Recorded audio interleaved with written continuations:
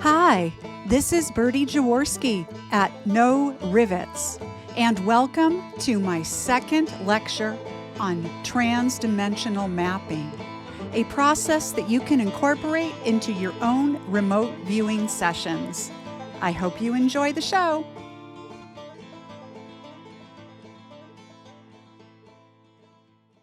Okay, welcome everybody.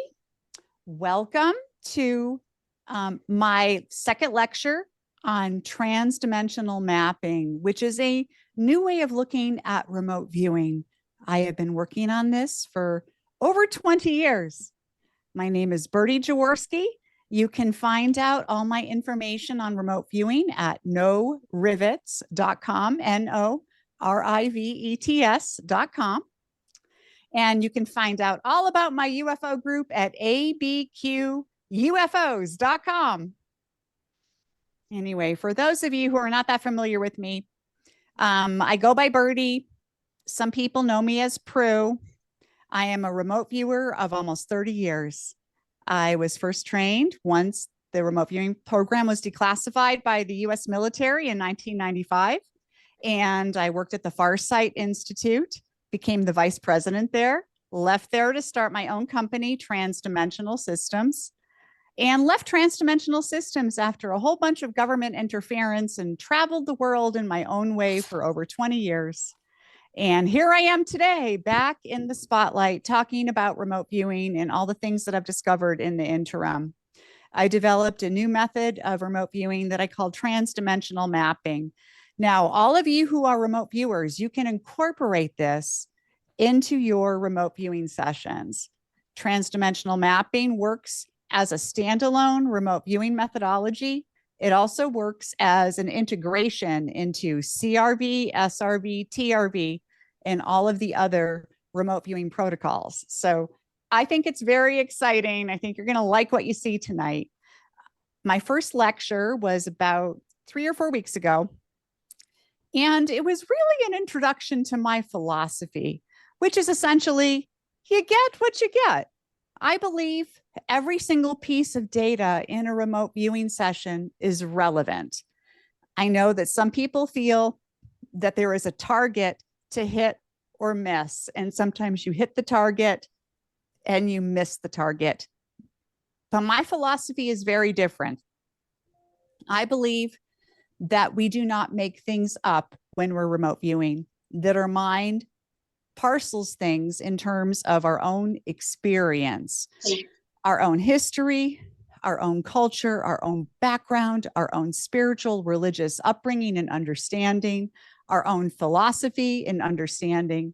And thus, in remote viewing, everything that we get is filtered through who we are. And so the question becomes, how can we kind of unfilter it and understand what we're looking at in a pure kind of pristine way so that anyone else looking at our data can understand and evaluate it? And that has been what's been my driving force for about 25 years. I've been working on this for so long, and I've come up with some really interesting methodology. And tonight we're going to talk about mapping, which is a technique that I use. We're going to talk about kind of beginner mapping, which is anything that you guys can absolutely take and use in your sessions today. You can start this tomorrow. You're going to learn enough tonight to start it tomorrow. Now, there are advanced techniques that I use within this mapping system, and we won't have time to go through it tonight. Tonight, we're going to do 1 hour of lecture and then an hour of Q&A where you can bombard me with all of your questions. And I would also like to say that Brian Rue of Preparing for ET Contact in Vancouver, Canada, he also runs a really amazing educational program to get people up to speed on what's going on with the ET phenomenon and Galacticus University. And he is going to be my co-host tonight, and he will be handling the Q&A so that folks can ask their questions. And I'm not trying to pick and choose who to choose. So he's going to be helping me tonight. And I'm super grateful to Brian tonight for this. He's a great friend of mine. So I'm really glad. So I'm glad that you guys are all here tonight. We have a good crowd, and I'm sure more are going to be joining us as the time goes on. So let's talk about remote viewing. Now, in my last lecture, I explained how you get what you get. And what we're going to be talking tonight is about how to evaluate what it is that you get in the course of a session. If you are new to remote viewing, just hang in there. You'll get the hang of this by the time this lecture is over. This really is a lecture for people that are already involved in remote viewing or have some practice in it. If you are new to remote viewing, haven't learned anything, and would like to learn more, then I welcome you to go to my No Rivets YouTube. I am No Rivets on YouTube, NORIVETS.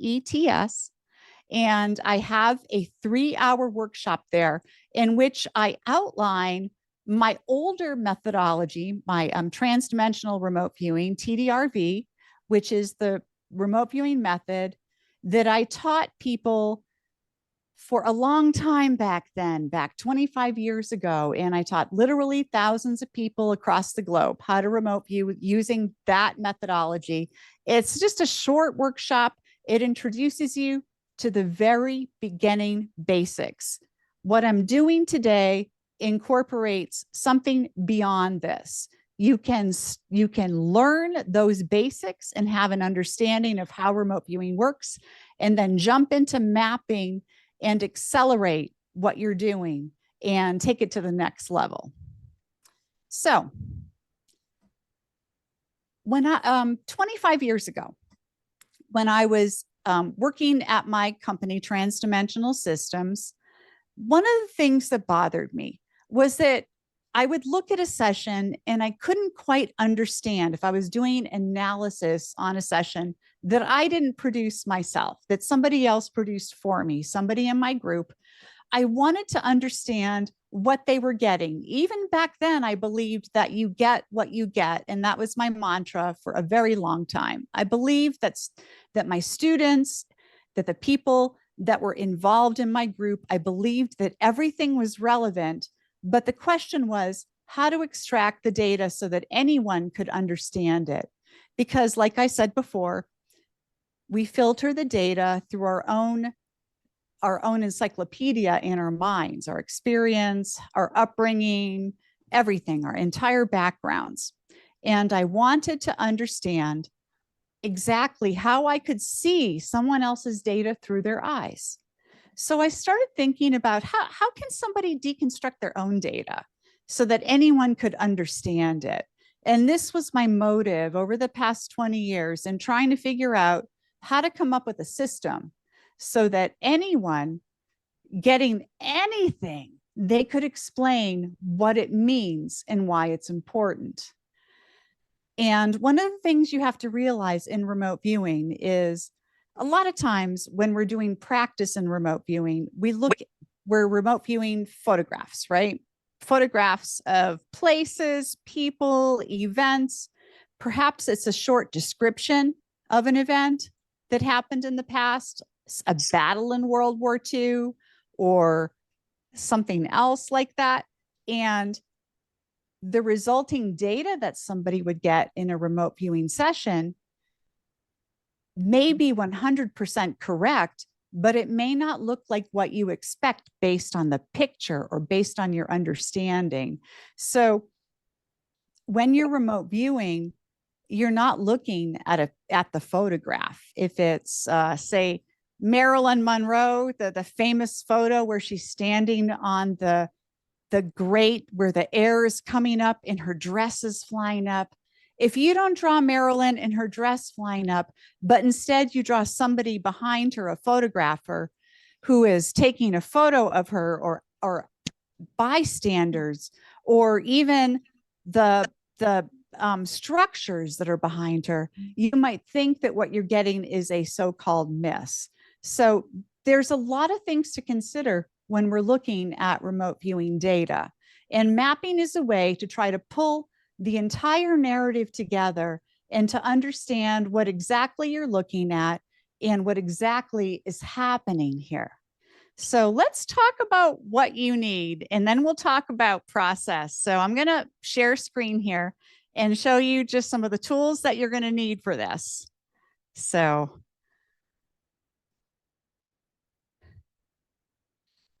hold on, let me get my thing together here.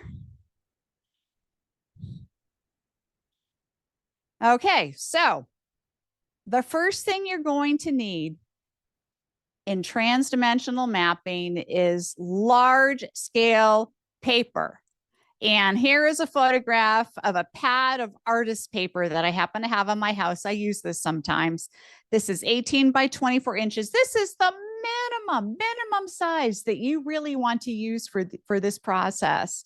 I suggest even larger size paper. I do use paper of this size in my class, but larger is even better. You can get large rolls of paper from art supply companies, from hobby companies such as Hobby Lobby or Michaels. Even Joann Fabrics has large size paper and rolls of paper.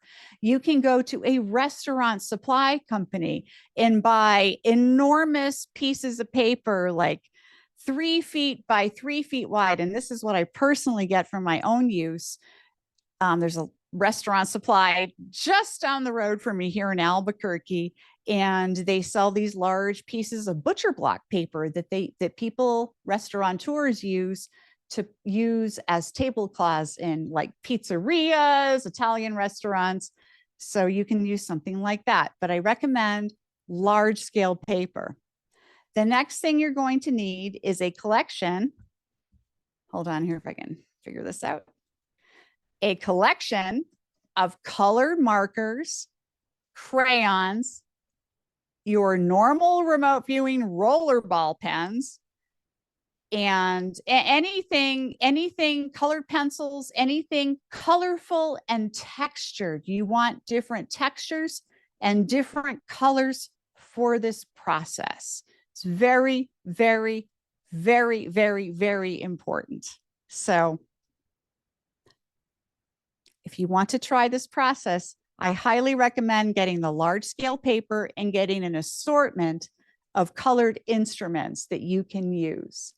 In traditional remote viewing, such as CRV, controlled or coordinate remote viewing, that the military developed, they used plain white, essentially printer paper, and roller ball pens. And of course, the roller ball pens are important here, but I like a wide variety, and I will explain this as we go through. Now, the process I'm going to be talking about is the basic mapping process. There is kind of an intermediate process and an advanced process. We won't have time to get to those tonight. So we're going to talk about the beginning mapping process, which is what all the beginner students use. And those who are taking my upcoming classes, you're going to learn these processes in detail, the beginning processes. Intermediate and advanced, you will learn if you continue on with me as part of my developmental group or operational group.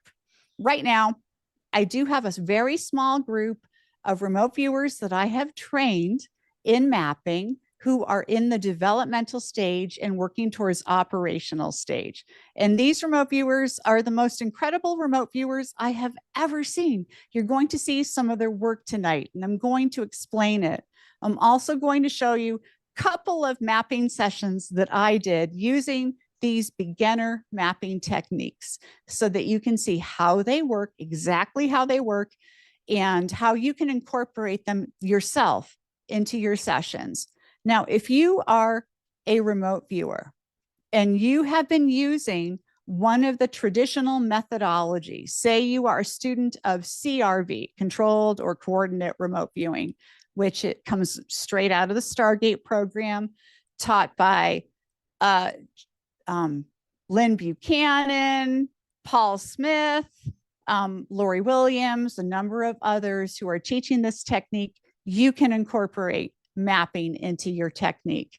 If you're a student of Farsight SRV, you can incorporate this into your technique. If you're a student of Ed Dames TRV, you can incorporate this into your technique. Now, my students, if I'm teaching a new batch of students, what I'm going to teach them is kind of a half day of a retrospective of these Stargate derivative remote viewing protocols. I think it's useful in some ways. And you can then add the mapping as part of that process. If you're a CRV student, I would recommend using the mapping instead of stage 4. In other words, the matrix. If you're an SRV student, Farsight student, I would recommend using this instead of phase 4, your matrix section. If you're a TDRV student, I would recommend this instead of the matrix. I think the matrix, for those who are students of traditional remote viewing methodology, the matrix is a section in the protocol in which you go through a variety of columns to figure out pieces of disparate data. But I think that takes you further away from your objective, from your experience, pulls you out of the experience. So this is actually super exciting. And if you become adept at mapping, you can start with the mapping process. Absolutely start with this. And this is what I'm going to be working with students to develop them to the point where they can start with this process and then move on to the more advanced techniques here. So let's take a look at what this looks like. It's pretty interesting. So I'm going to share screen again. Okay, here we go. Oh, I just wanted to bring this up. So I have had some questions. Can you do remote viewing using a tablet? Because people don't want to waste paper. They're environmentally conscious. Yes, you can.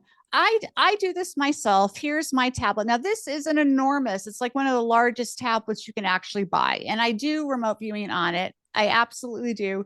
You can choose colors and textures.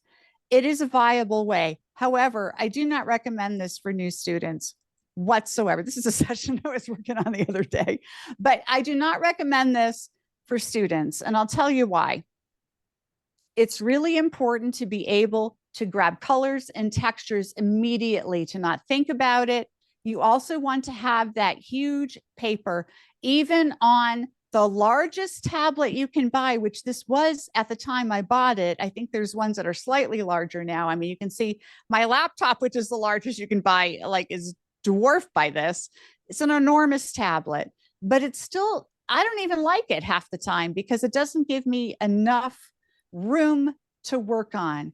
And so I put this picture in there just to let people know, yeah, you can use a tablet, you can, but I recommend using the paper and physical supplies to begin with until you're completely comfortable with this process. You have to understand, I have been doing mapping now for about 18 years. I started this 18 years ago and I've become very proficient at it. And yeah, I can do it on a tablet, but I don't think a new student could or should.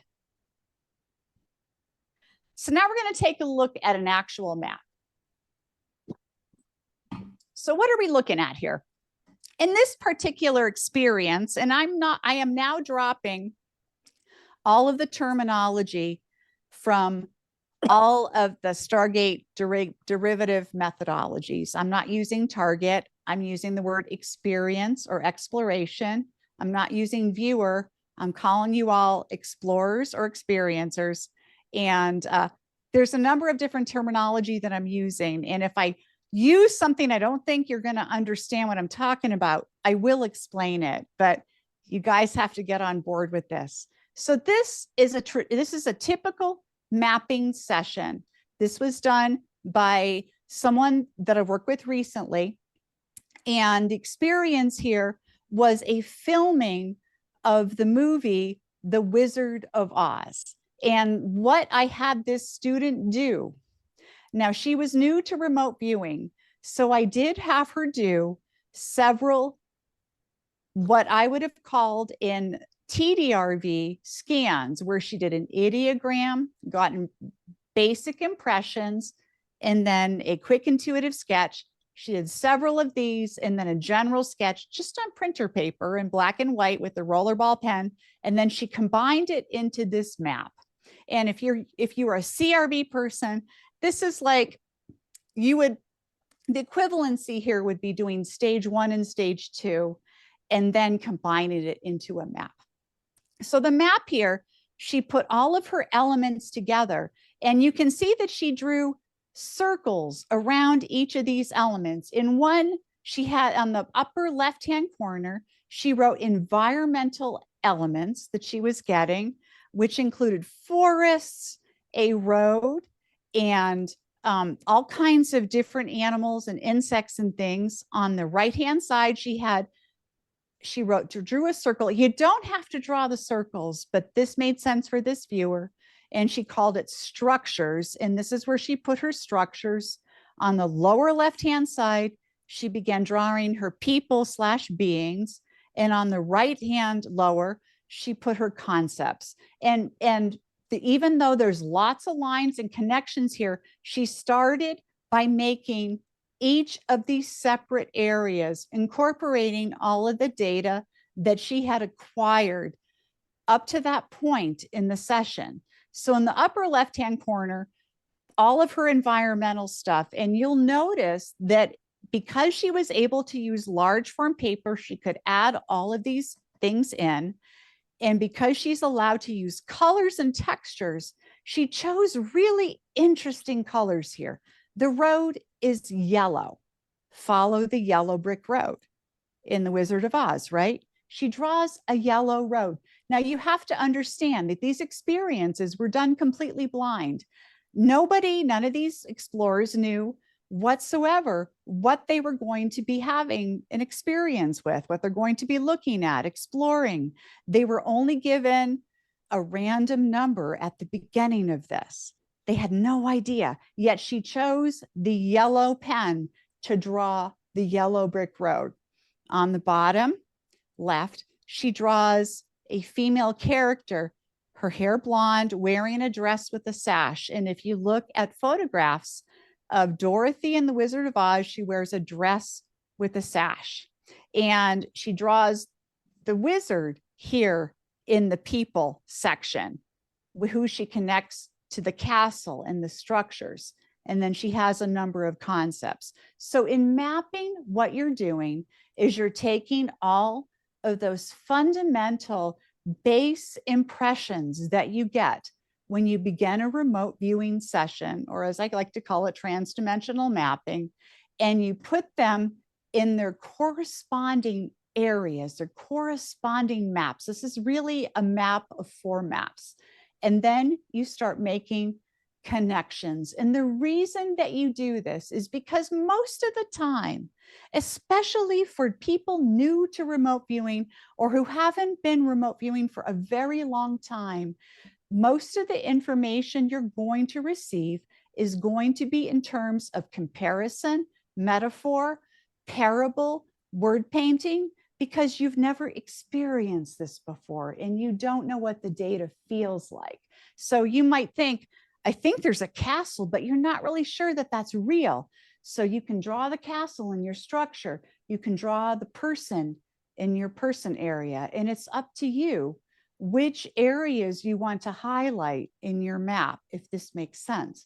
And so this viewer, she decided to start drawing connections. She drew a connection between the wizard looking being and the castle because she felt that they were connected, and sure enough, they were.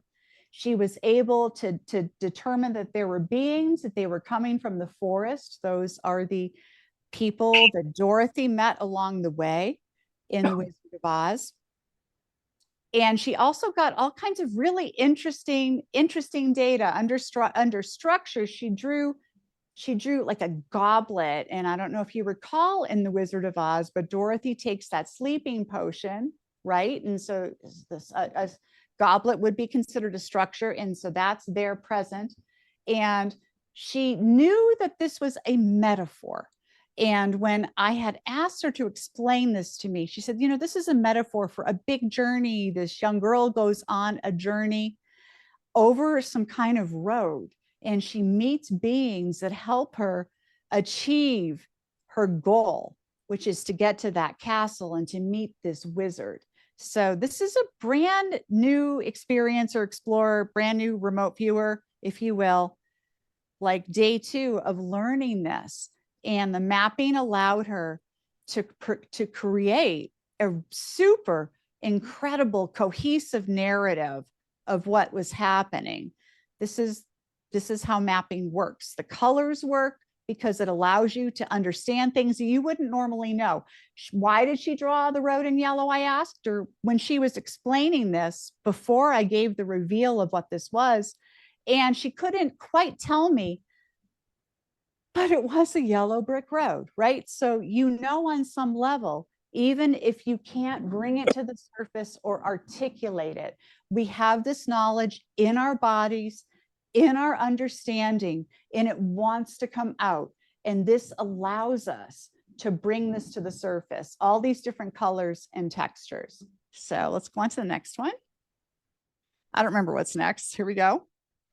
Okay, here we go. This is actually the same person, the same viewer, the same experiencer, explorer. And this was a really interesting experience here, and a super good example of mapping and how this works. Now, in this case, this person decided, you can see on the right, she had written all her concepts and all of her, she decided on her big, huge mapping page, she was going to put all of the impressions she was getting on the right and start drawing things on the left and start connecting them. And this was an incredibly effective way for her. She decided at the beginning, she says, it's a nautical theme, but it may be a metaphor. This is how mapping works. You start to understand that what you're getting may not be what you think it is initially, but you can start deconstructing it. And that's what she was able to do here. So she drew all of her relevant things that came out prior in the work on the left and started writing these concepts and you see all the arrows here. When you draw an arrow from one picture or idea to another thing that's happening in your work here, all of a sudden, the whole landscape opens up and you start to understand what's actually happening, and you lose the metaphor and you start understanding what is actually happening, the connection. It's the connection between things that breaks the metaphor, the analogy, the storyline, the AOL, if you're in CRV, analytic overlay, whatever you want to call it, those connections break that and open up a whole nother world of data. And that's what she was able to get here. And so she got an incredible amount of data in this session. So let's go forward. This one's super interesting. Now, this one is a different person. And the actual experience here was the winner of the next presidential election. And in her prior work on this particular experience, she was getting a pyramid and aliens flying in a hot air balloon and some kind of a rainbow. And so you'd look at that and you'd say, good Lord, this remote viewer is off target. It's a miss. But through the mapping, this was what her final mapping page, she understood. If you look at the pyramid, she says underneath it, what this is symbolic of, it's a government, country, foundation. And the people in the basket, she says, are really, the basket holds the people. It's security, foundation, togetherness. And she gets this idea of a hot air balloons rising. And she says that this means rising to new heights. This is how the mapping worked for her. She was able to deconstruct these preconceived notions and understand what they meant. And these are all blind. She didn't know what she was looking at.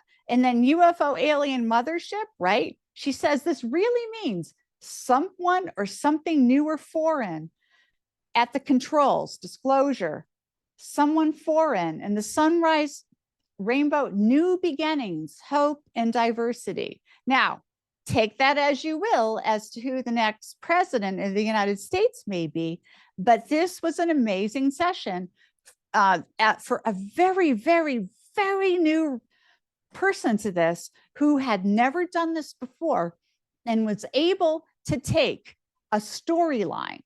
And I'm using kind of CRV language, storyline, analytic overlay, wrong data, your mind's making stuff up.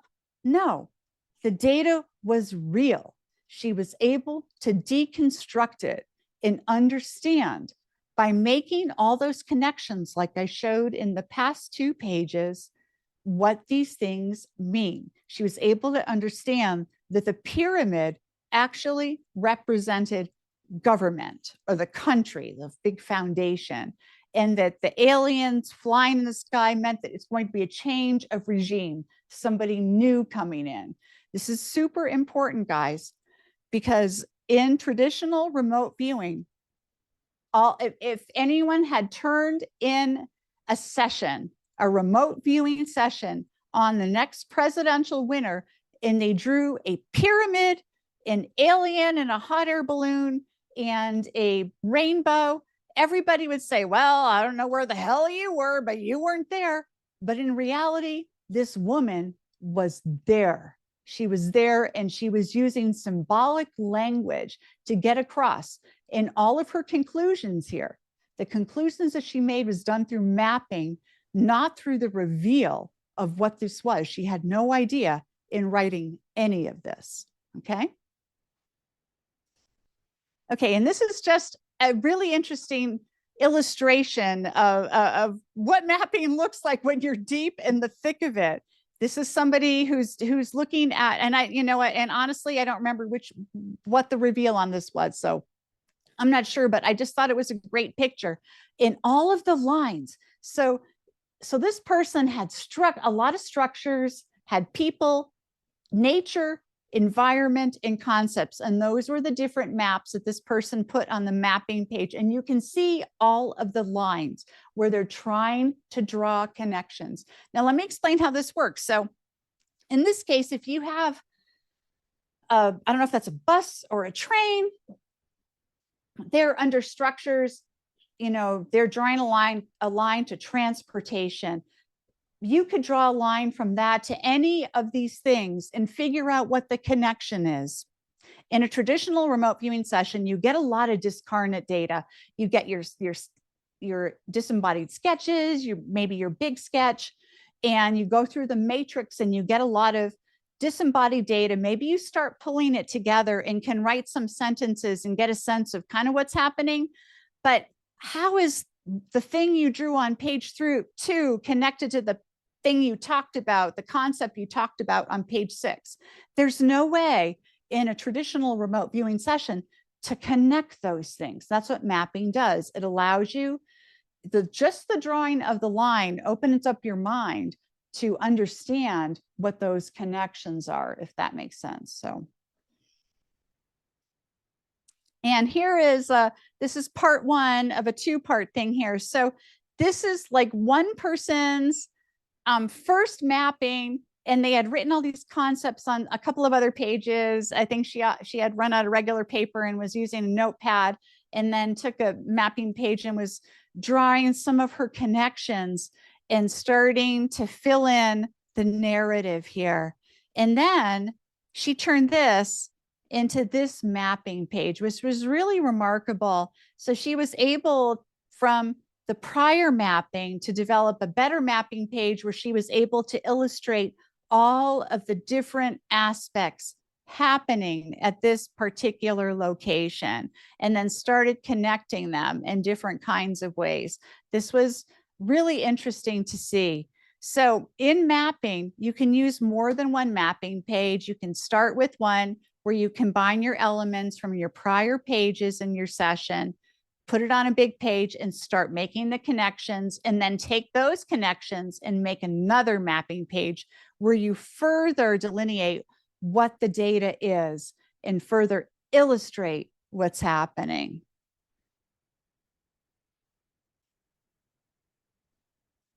And here's another example.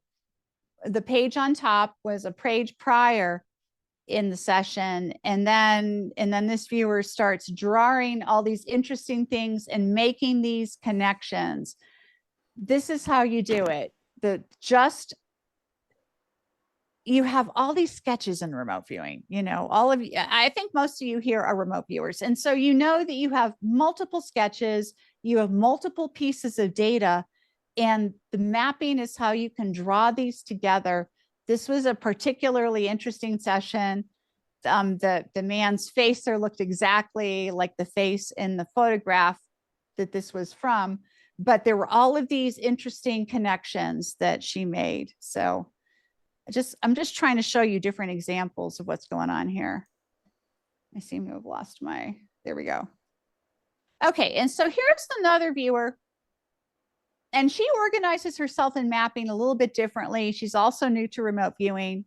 And so she did on her first mapping page, she made a different organization of what she had received prior, and organized it so that she could then move on to the mapping. Okay. She connected her concepts, her sensory data, her people, things that were natural in her emotions. And then she turned it into this mapping page, which looks different than the others that we've seen. This particular viewer is very visual, very interesting, and has really kind of a cool way of deconstructing her sessions. Actually, she's the one that did the presidential election that we talked about with the pyramid. This is the same viewer here. And this particular session, and you have to understand, these are very, very, very new viewers, only been viewing a few weeks, brand new, just really going to town. This was a pie eating contest photograph in a small town that has the same pie eating contest every year, very small town. There's a table and there's a few kids on each side, and then they're digging into the pies flat on their face. There's a guy with a watch who's keeping time, and the mayor is there overseeing all of this. And so what's really interesting is how she draws the victory and the defeat, both with slices of pie, kind of like almost a cherry pie in the victory there. And she talks about how there's this, in her description of this afterwards, she talks about how there is this huge fight between two families. There's this big contest between two families. It's a big struggle between victory and defeat. It's absolutely fascinating. The mapping brought it all to life. It wasn't like discarnate data. She was able to pull a narrative together. And this is only beginning mapping. This isn't even the advanced stuff. Okay, here's another example. This is another person who also viewed the pie eating contest. This is one of her maps. Really kind of cool. She gets all the people around the table. She gets somebody in the sun. This was, at a like a county fair kind of situation. There's tables. Someone's fallen back in a beanbag. They're probably full. And she describes all the tastes and sensations, but she's making all of these connections. And by the end, she was able to say kind of a clear narrative about what was happening. She didn't know it was a pie eating contest, but she was able to describe this as a community event. There were people involved. There was food involved. There was some kind of contest involved. People felt satisfied at the end, and there was all kinds of strange smells, and someone vomited, she actually said, which was kind of fun. And this is just a kind of closer up on some of the language that she used. Okay, so here's another example from another viewer. And this is super interesting. In this case, there's someone speaking and there's a group of people, and she's clearly so she did this big sketch, but she's drawing the connections in one sketch. You can do this as well in mapping. It doesn't have to be a bunch of sketches. You can take one sketch and draw connections between what you're experiencing, from one point to another, and figure out what that means. And what's interesting is here's one viewer on this particular one, and the next, another viewer on the same one. You get the same kind of gestalts here, one person in a group. When they're drawing connections, making determinations. They all know there's a politician involved, there's a group of people involved, there's all kinds of exciting things happening. So the mapping works, gang. Okay, so now we're going to look at a couple of my old sessions from, like, I don't know, 6 or 7 years ago. And this is when I was really starting to get into mapping. And so these are like beginning mapping for me. This is like me as a first-time student with mapping. Of course, I'd been remote viewing for, I don't know, 20 some years at that point. And so the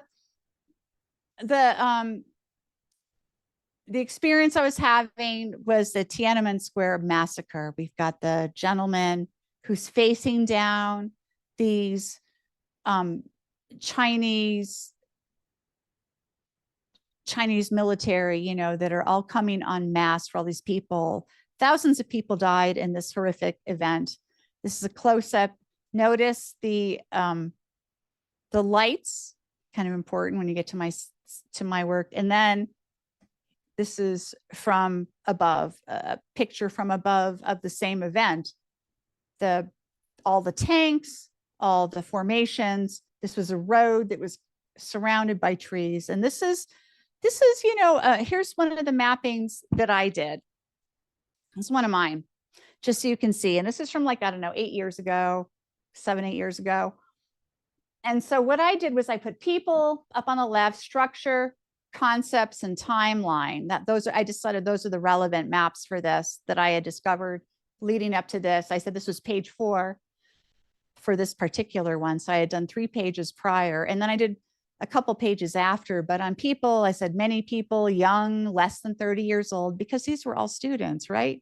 Soldiers, military fighters, there were educated students. And then I drew a line to this group down here. I draw stick figures. I said students, deep fear, they're together.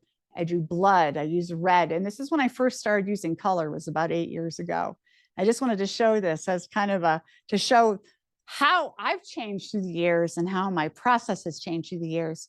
And I said that there was a central important person, mysterious, no one knows. Who is it? Who is it? Right? I couldn't figure it out. Who is it? It seemed important to say, who is it? And I drew that person, drew the line to them. Who is this central figure? They're dead, they're flattened. I drew the 2 tanks, but before I had drawn the tanks, I had written the structure section on the bottom left. One of the things I had written was conveyor belt. And that was like the first thing I drew was conveyor belt. I thought I'm going to start drawing those conveyor belts because I could see them. And I started drawing the conveyor belts, and I realized they're part of larger structures. And by drawing the line to the conveyor belts, I started to understand how these things were formulated, that they were bigger than simple conveyor belts. They were more militaristic, they were actual vehicles, and I was able to draw them out to red flag, of course, symbolizing China. I get all the concepts in here: breaking point, boiling over, freedom, world watching death, et cetera, crisis point, timeline. And by this time I knew what it was. I said, this is Tiananmen Square. I wrote that during the experience. And you have to understand, I've been doing this for 30 years. And so I don't have a lot of metaphor myself anymore in my sessions. I used to. Early on, I had a lot of it, like everyone does, a lot of storyline, metaphor, comparisons. But now the data is more raw to me, just through sheer practice, just through tens of thousands of sessions.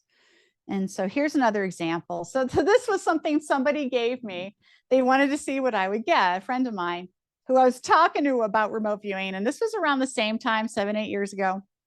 And I lived in Las Vegas, New Mexico, and the movie No Country for Old Men was filmed there. Now, I was an extra in that movie. I'm in the pharmacy scene getting blown up. You can go watch it and see me getting blown up.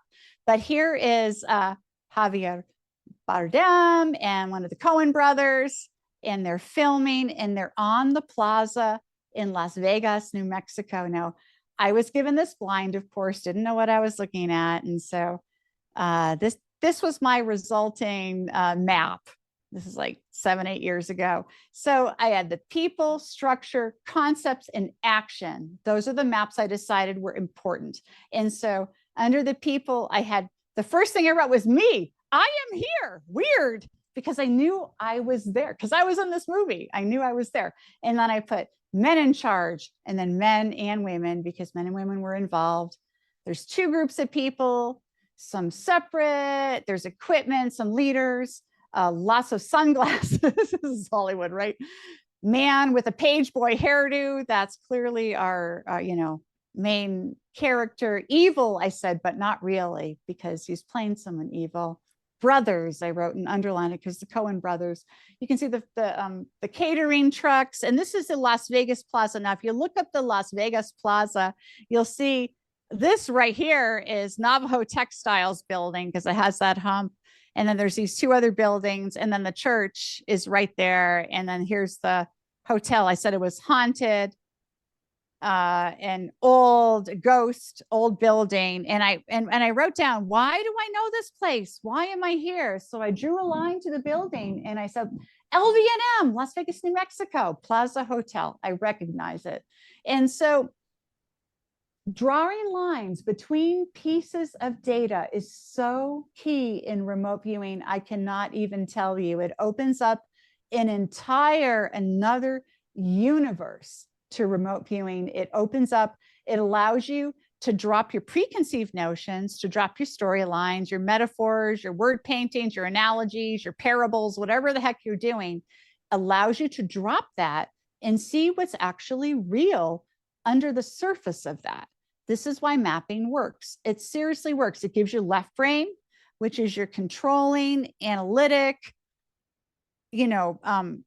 that part of your brain that wants to make determinations and decide what something is. It gives it something to do. And it allows your right brain, your intuitive, creative side, to come forward and start sharing this information. So, these are just some examples of some of the stuff that I've been doing. This is all beginner mapping. Now, in mapping, it's really important that you allow yourself time. It takes 60 to 90 minutes to do a mapping session, just for a beginner mapping session. Now, today, if I do a session, I typically do it in 2 stages because it takes around 6 hours to do a full session, because the next step of mapping takes you even further in and allows you to build a super cohesive narrative, like where you could literally write a short story. And we're going to get into that in the next lecture, but I wanted to show you just some of these basic mapping techniques today so that you could understand how you can start doing this right now with your sessions. Just start it right now. If you're doing a session tomorrow and you're going to do an ideogram, sensory impressions, quick intuitive sketch, general sketch, whatever, boom, make a map, start drawing connections. You will be amazed, absolutely amazed at what you produce. Now, there are techniques after this. And, in a traditional remote viewing session, it can go anywhere from, 15 minutes to an hour, right? For a traditional session, whether it's CRV, SRV, TRV. Mapping sessions, just with the basic mapping here we're looking at 60 to 90 minutes in the classroom. And if you do the advanced mapping techniques, you're looking at anywhere between 2 to 4 to 6 hours for a full session. But at the end of that, you literally know everything that's going on. You really do. You just know everything that's going on. There's no question in your mind. You can pretty much name it at the end. If it's something that you have already in your encyclopedia of knowledge, if it's something that's a common thing, like the Tiananmen Square massacre I showed you, or the filming of The Wizard of Oz, you should be able to name those things at the end. If it's something that you're not familiar with, that, some kind of event in history that you've never heard of, you should be able to describe it in such great detail that anyone who is familiar with that event, that they should be able to actually name it, and they'll say, oh my God, you're describing this. That's how this works.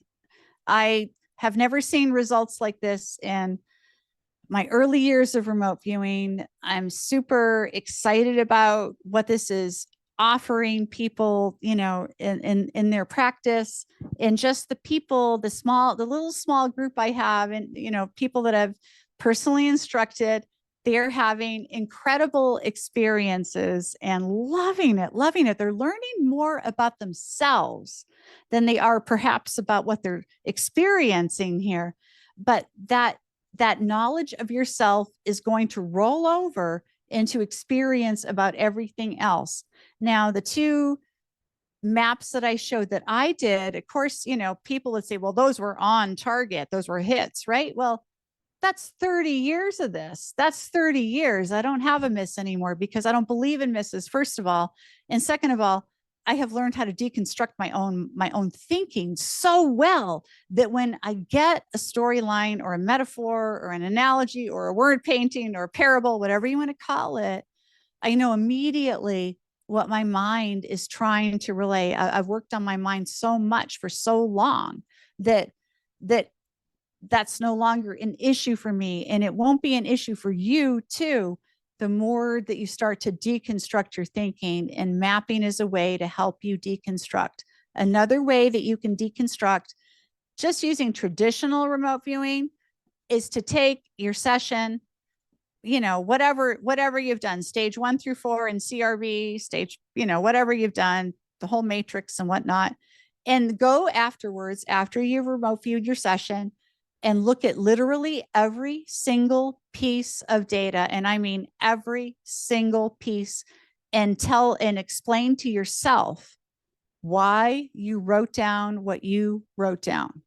That is the way to become better at this. Mapping helps this process work faster. But it's the same process. Mapping is just an easier way of deconstructing and finding connections and drawing a deeper, more interesting narrative, and using the colors and you know, and you look at the last two I just showed that were my work. That was before I started incorporating a lot of color. I just started using color, it just as an experiment, and now I use color crazy. And in the next lecture that I give, I'm going to talk about the next steps you do in mapping, and I'll show you a whole bunch of my stuff because there's nobody else doing the advanced stuff other than me right now. And I'll show you a ton, including some technology transfer that I'm doing that I did for some clients that I can talk about now, and some other stuff that I'm doing. It's super fascinating stuff, guys. You can do everything that's here, everything you've seen any of these students do or that I've done, you are capable of doing. There's no question. Anyone can get the kind of work that I've shown you, like the last two that I did. That's from 8 years ago. I'm way better now. That was, you know, that's me as kind of still learning how to do this. You can do this. You can do this. You can do this right away just by starting to map out your work and to start drawing those connections. The drawing of the connections, you ask yourself these questions. Ask yourself questions like this. How is this structure connected to this concept?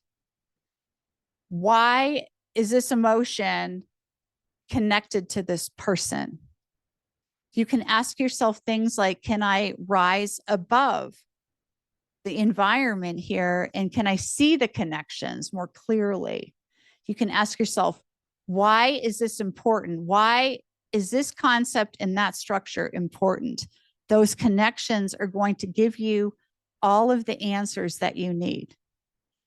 Anyway, I'll open it up to questions now.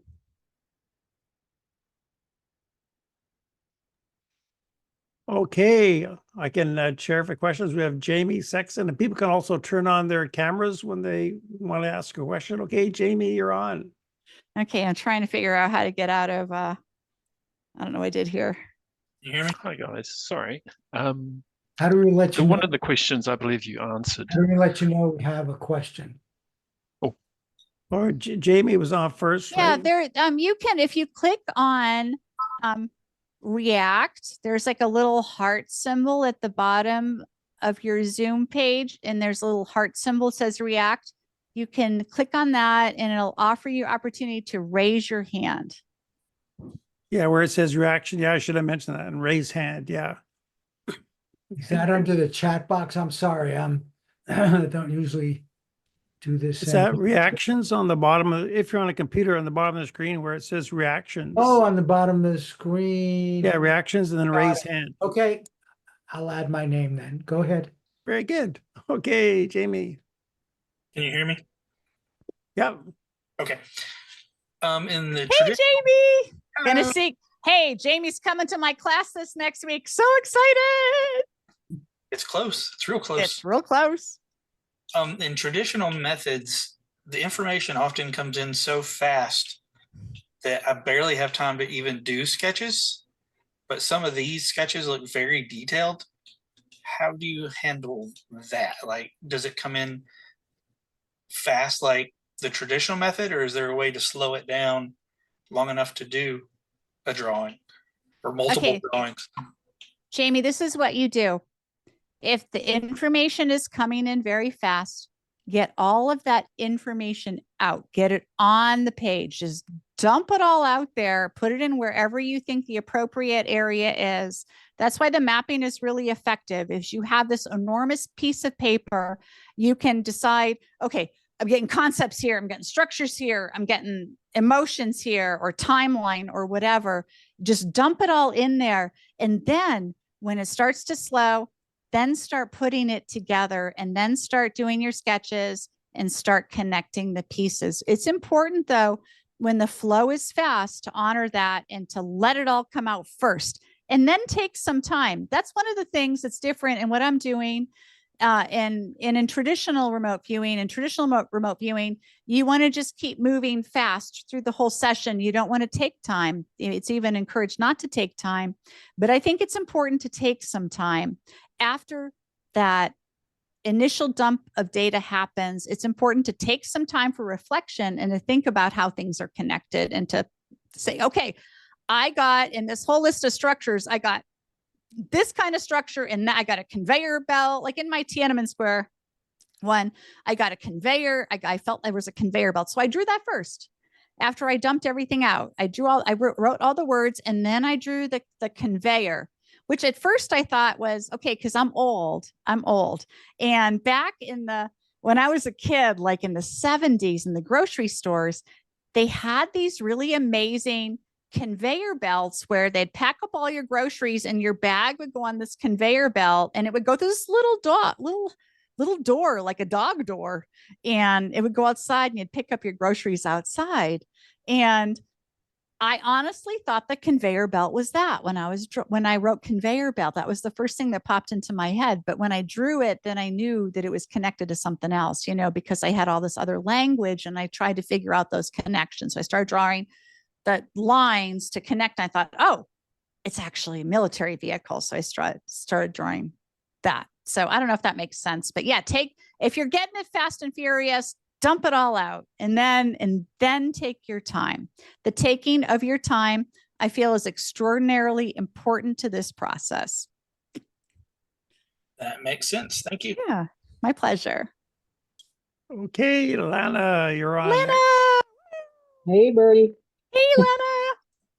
So I have a question. I just finished reading your the manual that you put out on No Rivets. Do you still follow all of those steps, or is that when you first started?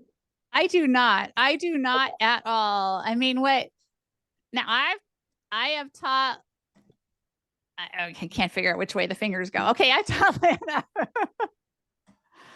taught Lana this whole beginning mapping method. And Lana, what I've taught you is the most that I do with the old method. The most I do with the old method is ideograms, some sensory impressions, and initial sketches. I do not do the matrix or any of that anymore. I just don't. I don't think that it's necessary. I think the mapping supplants it. That I just put that up for historic sake, because a lot of people were asking for it. So Okay, thank you. yeah, my pleasure. And Marty, did you have a question? Did you want to go next? You can unmute yourself. You're still muted.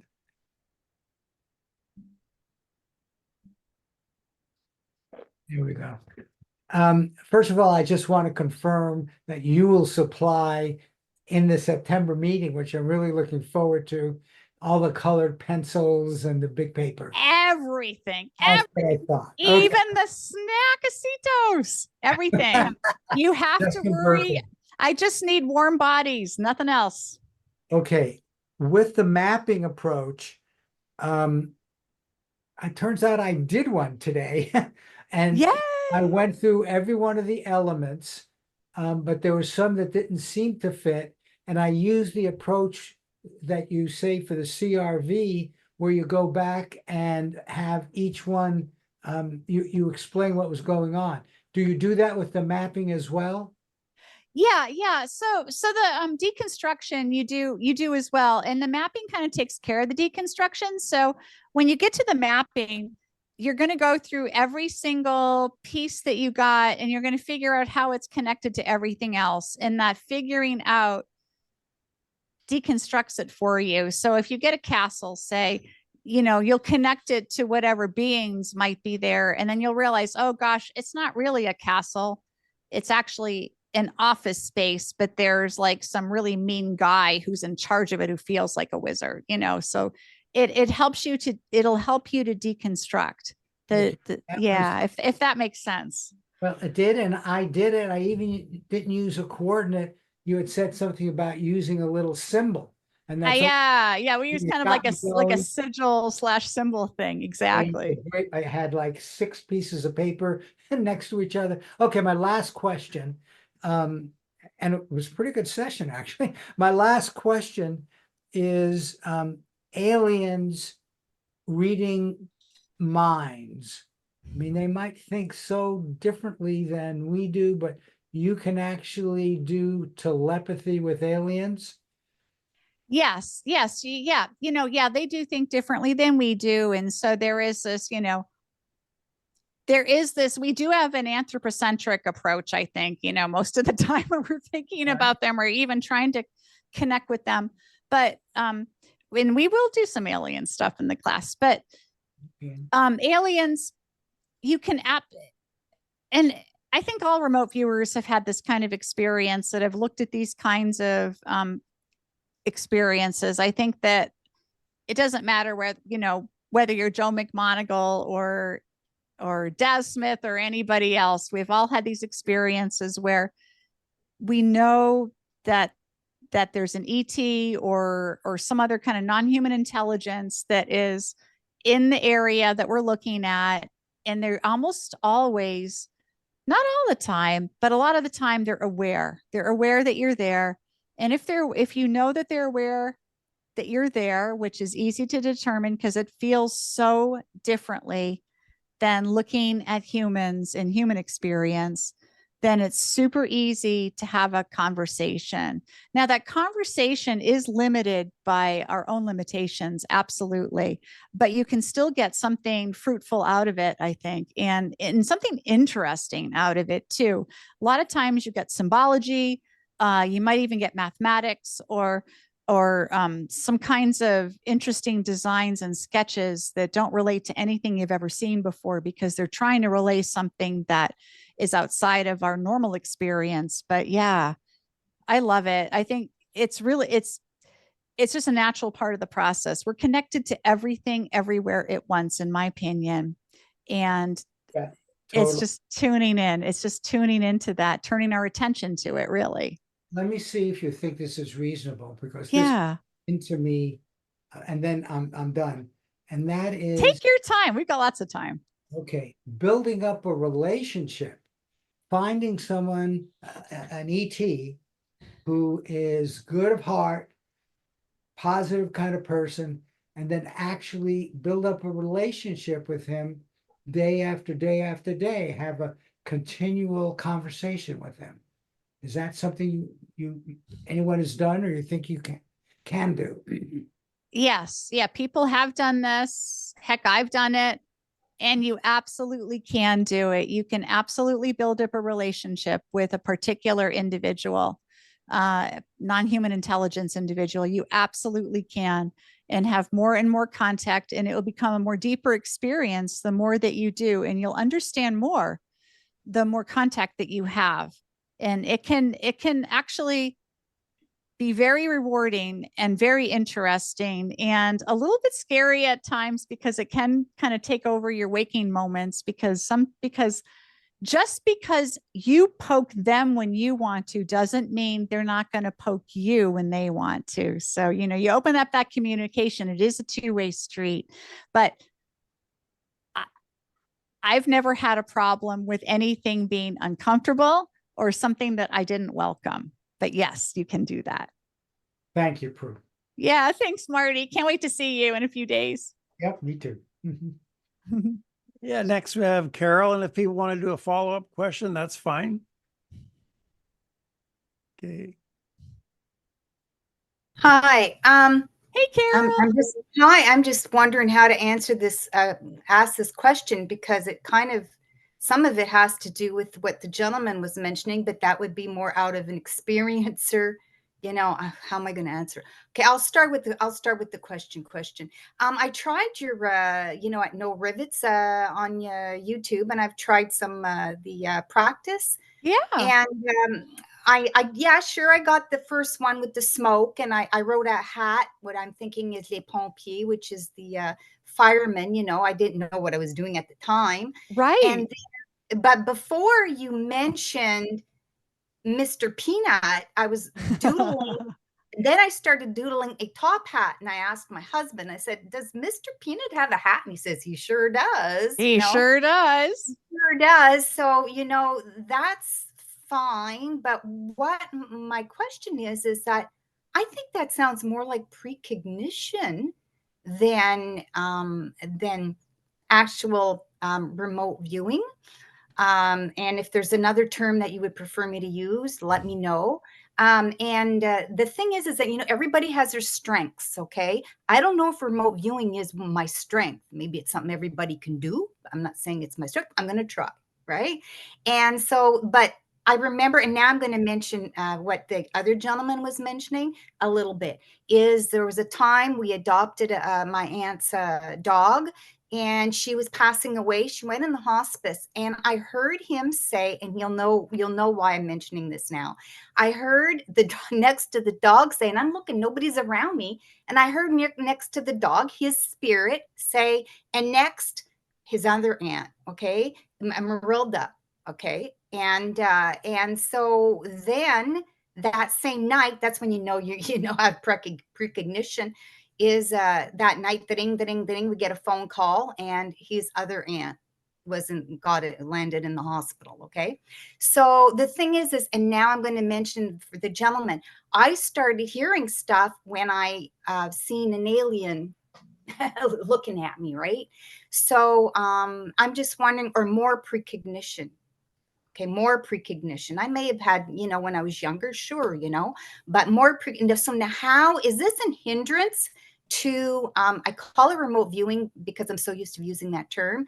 Is it a hindrance, or can it help? Because I'm thinking that I was really just, you know, reading your mind, because the other two times after that, I would have said I want. I did okay with the first session, and the other two, I would have said I want, you know. I was like, you know. So I don't know. Okay, Carol. So I believe that we remote view all the time. It's constant, that we never stop. You know, we have these moments in our life when we know someone's looking at us. We're walking down the street, we feel someone's eyes, we turn around, they're looking at us. We have these moments when we think about a loved one and the phone rings and it's our sister. Or we have these moments, you know, where we have a random thought pop into our head, and then the next thing you know, you get a piece of mail with that same image on it, or you turn on the TV and what you were thinking about is right there, or it's in the news, et cetera, et cetera. We literally do it all the time. The question is, when do we turn our attention to it? And this is a practice of turning your attention to it. I don't believe that there is a difference between precognition and remote viewing or any of this stuff. I think it is all on the same continuum. It's constant. We're just psychic beings. It's just part of our natural abilities. And we're so bombarded with daily life. We're always thinking, I've got to get here. I've got to get there. I got to make lunch. I got to go to the grocery store. I've got to get this work done, that work done. I've got these 6 phone calls to do.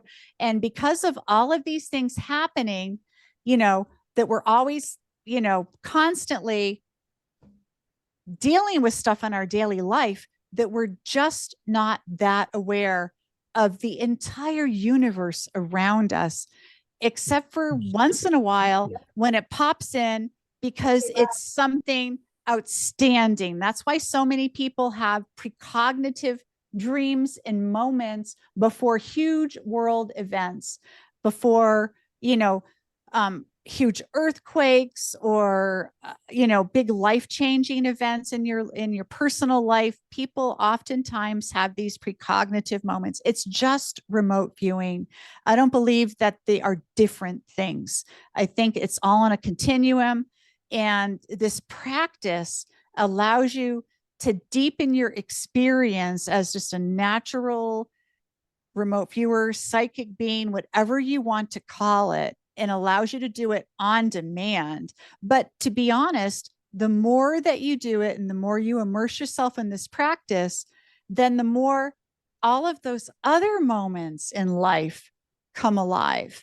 I mean, that's been true for me doing this for 30 years. Good Lord, every single day I have all this stuff that comes into my head and then it all just happens. It's like constant. It's constant now. It's just a part, it's just a way of life now. And, you know, if you look at all of the teachings of all the various mystics through whatever tradition, whether they're mystics in India or some of the Catholic saints or what have you, all of the spiritual traditions, they all say the same thing, that it's awareness, that it's being aware, being quiet, listening to that small, still internal voice, and doing this kind of a practice, whether you want to call it remote viewing, transdimensional mapping, whatever you want to call it, it's all the same thing. Whatever you want to call it, you take on this practice and it opens up that aperture and you start experiencing life in a more full way. So yay, Mr. Peanut. One more thing. Does everything have a number to it? Because I remember thinking 3032. Why would I mean, I work with numbers. That's a hobby. Okay. So 3032. So that came to my head. And I know that you're not, maybe they don't do that anymore, but they used to assign a real area coordinates and now they don't. But maybe everything has numbers to it, even an event. Yeah, the military used actual latitude, longitude coordinates. That's where they would send their military trained psychic spies. And then they discovered that they didn't need to use actual literal coordinates, that they could just use random numbers. So they began using random numbers. And in the traditional remote viewing practices, CRV, SRV, TRV, and all the derivatives from the Stargate program, they use random numbers. And when I first start teaching new students, I do use random numbers. It's an easy way to get them into the process and make them feel comfortable, but you don't need even the numbers at all. I don't even use the numbers. We use symbols. I like everyone come up with their own personal symbol, kind of like a personal sigil. And that's how we began. And so you don't need the numbers, but the numbers can be interesting, but they're all random in remote, for most remote viewing. Yeah. Thanks, Carol. Okay, now we got 5 hands up. We got Warren, then Eulin, Marilyn, Manuel, and Dell. Okay, Warren. Oh, hi, Birdie. Hey, Warren. I have, you kind of have talked a little bit about this in a roundabout way, but I'm just curious personally, how do you use, remote viewing and what do you feel like in your personal life? And also, what do you feel the highest use of it is? That's a really good question, Warren. I do typically I do it twice a day. I get up around 3 a.m. and do it in the wee hours when the world is sleeping around me, which I love. It's the perfect time. And then later in the evening, right before I go to bed, it's like the last thing I do. But I look at all kinds of stuff. I do have a number of operational, I'll say working things that I'm doing for people.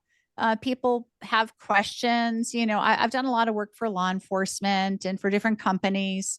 And now I'm looking at just all kinds of interesting stuff. Some of it's like future technology. Some of it is answering questions that people have about some ancient sites or ancient technologies, different questions people have about the nature of reality. I've even looked at math proofs. I mean, you name it, I do it. And I think that the best, highest use of this is to answer some of the big questions that we have. And that's kind of my big focus going forward. I'm doing a number of interesting operational things, and I have a very small operational group that I'm working with.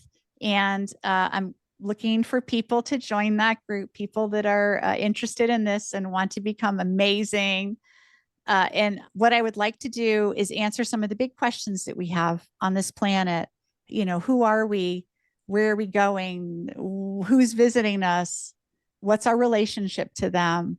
How can we feed all the people on this planet? How can we solve all these different kinds of issues? How can we stop the nuclear arms race? These are the kinds of things that I think remote viewing is uniquely suited to answer.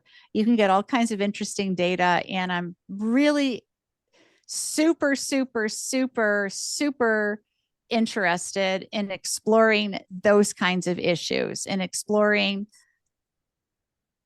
how we can be better as a species and how we can move forward and enter kind of the cosmos. I think we're on the brink of we're on the brink of disclosure. I think that that's really apparent by everything going on out there with Congress and everything. And now you have all of these different people out there dropping all these hints that maybe some big event is coming up. You know, even Lou Elizondo, you know, he's on his book tour now, doing all the podcasts and talking, and people are asking him, why do you think something's going to be happening? And he's like, and he's saying, well, I can't speak. He's like giving really cagey answers. He clearly believes that open contact is going to be happening in the fairly near term future. And I actually believe that myself, just from my own remote viewing and from looking at this over 30 years.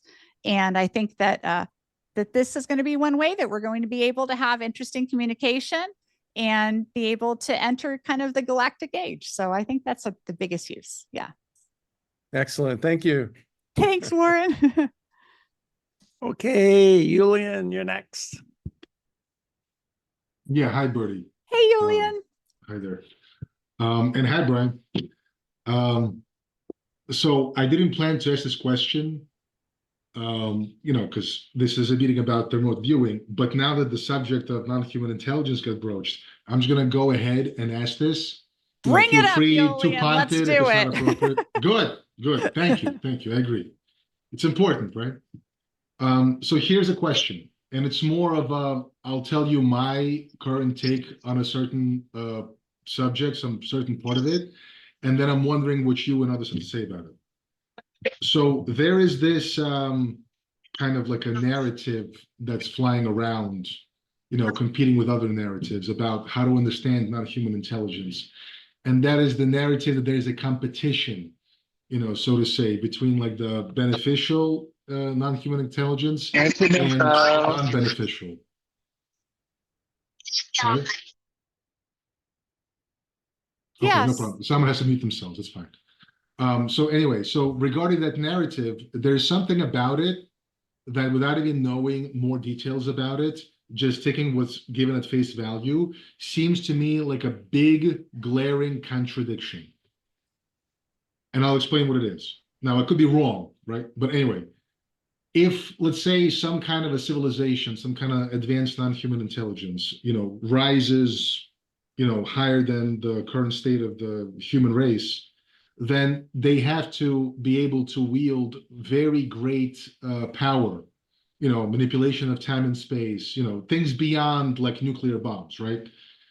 Without the real risk of self-annihilation because of, you know, internal factionalism, competition internally, and things like that.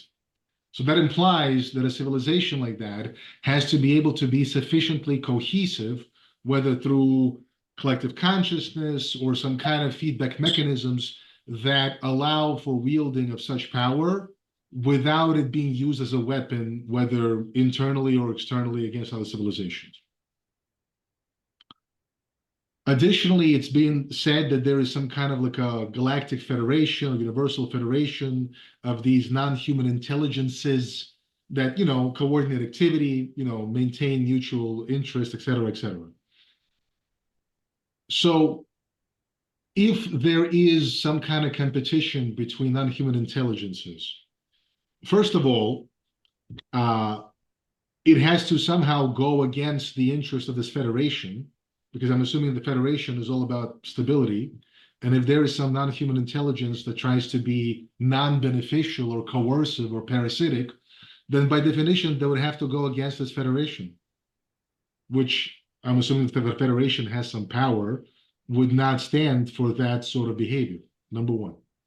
Number two, for why competition between non-human intelligence makes no sense. I remember like during a desert in the, something in the desert, there was like a conference this summer, Content in the Desert. Linda Gordon Howe, God bless her, made a presentation where supposedly she got some information from some intelligence service, which I think is probably misinforming her, that there is a 270 million year competition between whatever, some reptilians and grays or something or other, whatever. Now, if non-human intelligence has the power to control space and time, if they're competing for 270 million years without a definitive resolution towards one way or another, that means they're just so incredibly evenly matched that this competition, you know, this football game is just non-ending for 270 million years. So either they're so incredibly evenly matched, or it's not really a competition and something else is going on. Because no competition can last for 270 million years without one side at some point finding the resources to definitively finalize it towards their side or the other. So for those two reasons, it makes no sense to me, the narrative that some non-human intelligence that's so way beyond humanity finds themselves in some kind of a, you know, conflict among themselves. Because number one, if there's some kind of federal federation, then, you know, that would kind of like prevent, you know, petty conflict. And number two, if there was a competition, it would resolve itself probably within less than a second, because any two non-human intelligences probably have more difference in capability with each other than any life form on planet Earth. So the difference between us and chipmunks is probably less of a difference than the difference in capabilities between any two non-human intelligences that probably have not only millions of years between, you know, between themselves in development, but billions. I just want to interject. Do you have a question? Because we have 6 people asking sorry, questions. I'm done. I'm wondering what you think about my thesis that this narrative makes no sense. Well, I think that there are, you know, if you just look at what human beings have reported going back since the very beginning of humanity, there are so many sightings of similar kinds of beings coming to visit us. There seems to be kind of the same kinds of beings over and over again. You know, there's a small number that seem to be, I'll say, regulars on our planet. And then there are a number of beings that are reported every once in a great while. So there's some number of species, say, and where they all come from, you know, that's up for debate. I've looked at a number of these and have my own theories on these things.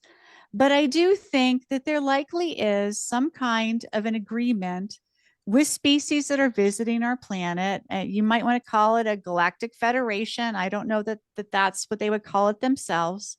But I do think that there is some kind of agreement, because otherwise we would see all kinds of battles in the sky. We would experience them annihilating each other over our planet. And we have not seen that. So clearly there is some kind of an agreement to allow us to grow and to learn and to live in peace while all these other things are occurring, while all this interest is occurring. So I kind of err on the side of, I think that there's a number of species that are very interested in us. And I think that they're watching to see what we're doing. We're at a critical point in humanity right now where we could annihilate ourselves so easily with nuclear weapons or with AI even. You know, AI is becoming, I think, a massive threat, frankly, to humanity in a number of ways. And we have to kind of tread carefully where we go with all these different technologies that we're developing in terms of, you know, genetic manipulation. There's a number of different technologies out there that, you know, Neuralinks, altering our genes, creating designer children. All of these things are real right now. These are real technologies that we're all, you know, going to be hearing more and more about as these different companies come forward with, you know, their offerings and their research. And I think that we're doing enough to ourselves. And I think that a lot of these species are interested in us because we are at this precipice.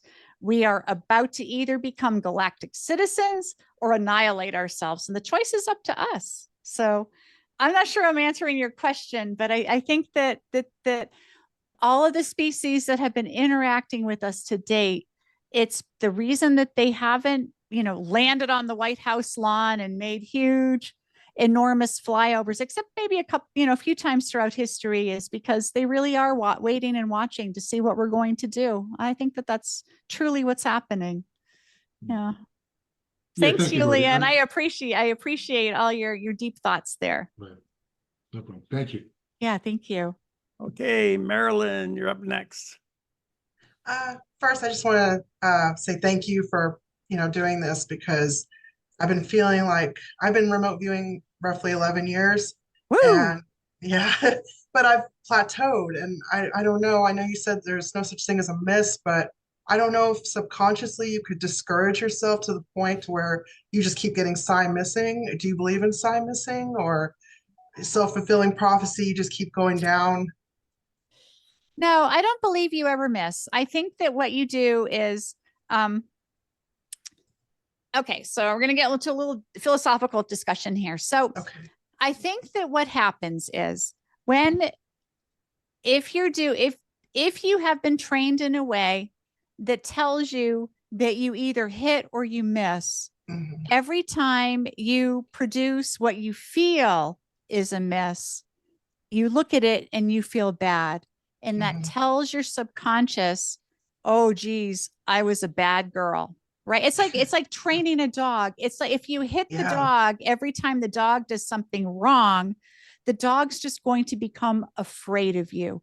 And that is the same thing with this ability. If you hit yourself every time you say and tell yourself you did a bad job, you're going to start dampening that ability. It's not that it goes away. It's just your subconscious will be more reluctant to give you more exciting data. So Okay. I have developed this whole idea that we should celebrate every single piece of data that we get, because if you're looking at something and it's something that you don't have the words for, or you've never seen it before or experienced it before, your mind is going to make naturally a comparison, and it's going to yell at you. It's going to say, oh my God, it's Washington, D.C. It's Washington. It's the Capitol building. It's the Capitol building, until you write it down, right? Even if it isn't the Capitol building, maybe it's a seat of government for some other country, or maybe it's something that has that same kind of shape as the Capitol building. And that's why your mind yells at you, because it's trying to say, it's like this, or it's like the time mom, stole the blanket, or it's like the time this happened, and so you get all of these comparisons and analogies over and over and over again, especially in development as a remote viewer. And I think it's really deeply important to honor those and to say, wow, that was cool. I got this because my mind was trying to tell me this. And once you start applauding that, and recognizing what your mind's actually trying to do, then the next time it slips in just a little bit more that's more direct, because you're building a language. It is just like learning a new language. It's like learning French or Spanish or Russian or German or Arabic or whatever, Farsi, whatever have you, it's like learning a new language. I speak Spanish, and sometimes I do sessions in Spanish, and I find that my data is different when I do it in Spanish, because my mind is like jumping through a couple extra hoops, right? So I get, but it's actually then when I go back and do a session in English, then it's like, wow, I have more clarity, because, but I honor everything, and I think everyone should. So I hope that helps. Yes. Thanks, Marilyn. Thank you. Okay, Manuel, you're next. Are you there? Hi, thank you. Hi, Manuel. Glad you're here. Yes, thank you. So like I just finished reading your book recently. Prue, I could spend an hour asking you questions, so I'm gonna like distill it down and try to shut up. Okay. The first one might be the easier one, but so what comes to me a lot, the way you describe transdimensional mapping, it's almost like tuning in our more childlike self, like our own child. And it's interesting that this is coming up. I have a 5-year-old daughter, and I know she's remote viewed. I know she's like, well, whatever we want to call it, like little examples that there's just no doubt about it. And now, as a parent, this understanding this is real. It's like, this is literacy, like the same way a parent wants their kid to learn academics. Like, my God, I want her to learn this stuff. Do you have any suggestions, any thoughts when it comes to helping kids get into this and learn about this? Yes. My I have a 10-year-old granddaughter, and I am her favorite person on the planet. And she came to visit me. She lives on the East Coast, and I, of course, live in New Mexico. And I flew out there, picked her up, and brought her back to New Mexico for a week, I don't know, a couple months ago. And we had so much fun. And I just gave her the big, huge pieces of paper and all of the colored pencils, crayons, pens, and markers. And I said, listen, I've got a picture in this envelope, and I want you to draw it without looking. I'm not going to open the envelope to you. I just want you to draw it. And then I want you to write down some words and tell me things about it. And that little kid it was like the best remote viewing I've ever seen in my life. From a little 10-year-old, because she believed she could do it. She didn't have like the cultural expectations and the, as adults, we're all taught, well, you can't do these kinds of things, and that these things aren't real. You have to like jump through some hurdles to get to this point where you believe things that are just part of natural reality these days. But little kids, they just take to it. I would put pictures but fun pictures, nothing negative, just really fun, cute, wonderful stuff that they would love. Pictures of otters or, elephants or all kinds of interesting, beautiful structures, just beautiful, beautiful things. Put them in an envelope. And I wouldn't deal with coordinates or any of that baloney. I would just say, I want you to draw me what's in here and tell me what's interesting about it. And your kid will just totally shock you at how great they are. Just let them have some fun with it. It should be fun. Thank you. I'm going to take your advice. Yeah, I want to hear all about it, Manuel. You've got to let me know. I will. And I also wanted to say, yes, please feel free to recruit me for, you said like operational groups and stuff. I'm your servant at large on the times that I'm available anyways. If I may ask my last question, then I promise to be done. This might be a little bit tougher. You are welcome to say no. Sorry, I can't get into this, Manuel. The Farsight Institute. I've been pretty much gobbling up every little shred of media that they have, And I know there's a very specific narrative that they're coming out with. And if you feel inclined to give any sort of statement or opinion, how do you feel?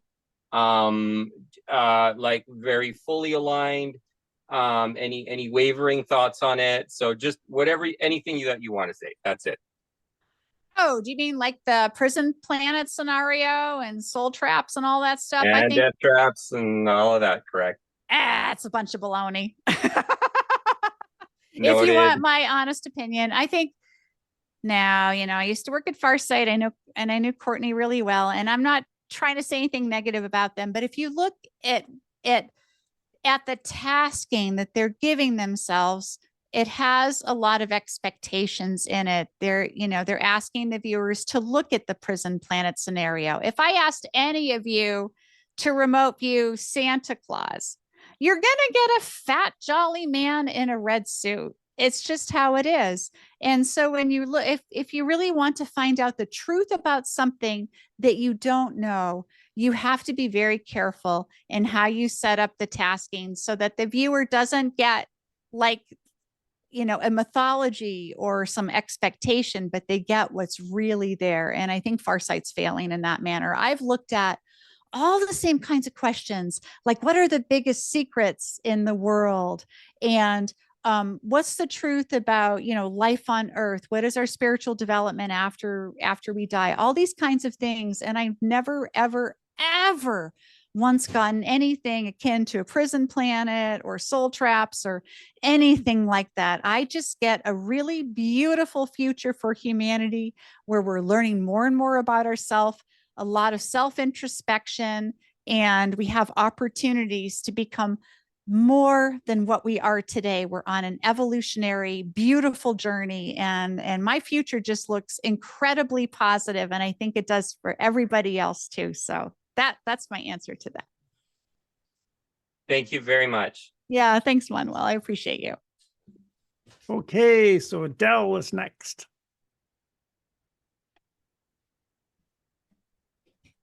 Hi, Birdie. How are you? Hi, everyone. Great. Hi. Did you I'm want really your camera enjoying on? this. Oh, no, it's all good. It's morning here. I've just woken up.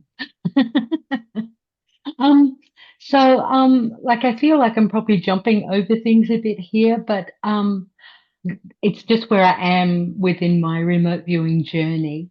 And as you're explaining the mapping process, I'm thinking that this process could also be applied with analyzing data from the target being done in a group session. So like compiling all the drawings from everyone's data into those categories, and all the written data into categories, and then mapping or connecting that data by mapping, from the view of someone analyzing all the data, to apply it to the target. Does that make sense? Yeah. So like in a class setting, what I do is this. If I give everybody something to experience and they don't know what it is, it's all blind.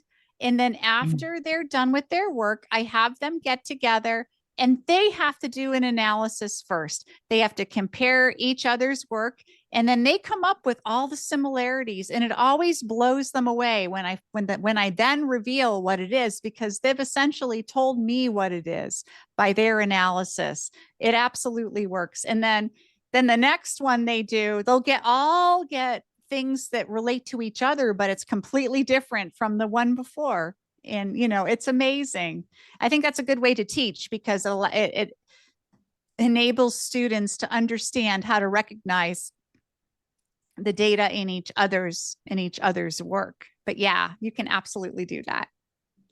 So you more put it to the group, or the people who've been doing the target, to analyze it almost in a group session. Is that I do. correct? I have them analyze in a group session. Now, everyone does their own work to start with, but then I have them analyze it in a group session so that they compare they have to show everybody everything that they did, and then they have to discuss it. So if I, so a student would stand up in front of their room and show all their pages, and they would say this, and this is, I got this and I got that. I think this was a metaphor and I think it means this, and I got these things. And then the next person would go, and at the end they all say, wow, these were all the things in common.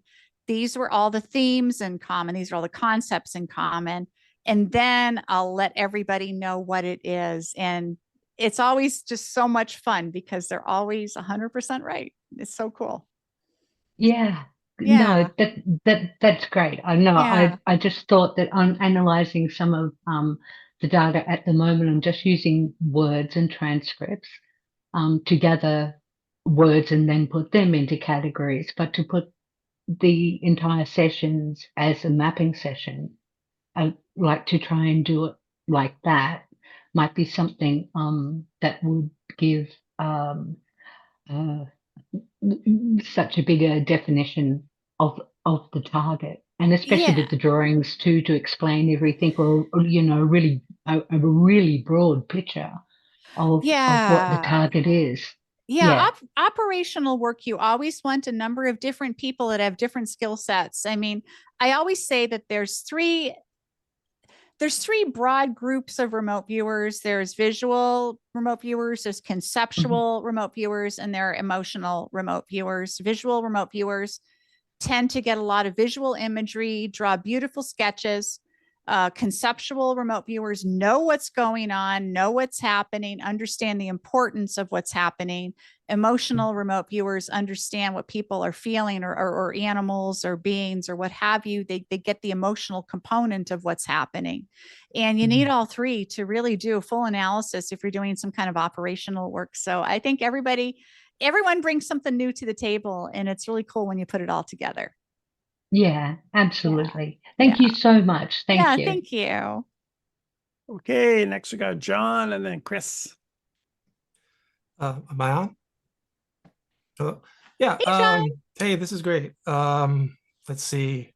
I read your book. That's very good. But my question is, could you talk a little bit more about how you assign, I guess you don't call them targets, but how you assign what you're supposed to view with like the alternate process with the drawing and stuff?